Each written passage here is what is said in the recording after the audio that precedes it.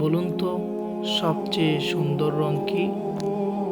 সবচেয়ে সুন্দর রং হচ্ছে আল্লাহর রং। এজন্য আল্লাহর রং আবার কেমন?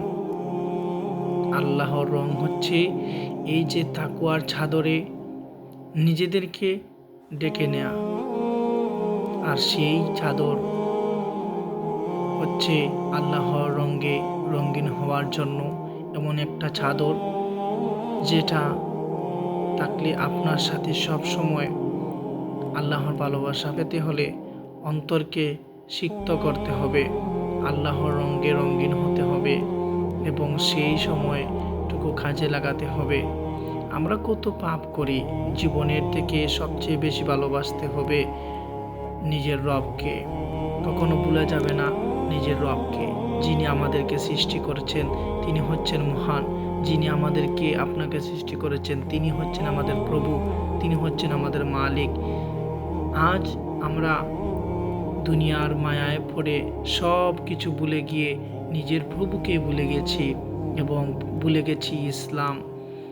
আমরা সব সময় যেন তাহাজ্জুদের সময় উঠে আল্লাহ তাআলার সাথে একটি প্রেম তৈরি করি, আর সেই প্রেম হচ্ছে আমাদের প্রিয় নবী সাল্লাল্লাহু আলাইহি ওয়াসাল্লাম বলেছিলেন যে তোমরা সব সময় তাহাজ্জুদ পড়ো, দেখবে এই তাহাজ্জুদ নামাজের সময় আমাদের প্রিয় মালিক আল্লাহ তাআলা এসে ডাক দেন, হে আমার বান্দারা, আমার কাছে চাও আমি তোমাদের রিজিক দেব, আমাদের কাছে ক্ষমা চাও, তোমরা ক্ষমা চাও আমি তোমাদেরকে ক্ষমা করে দেব।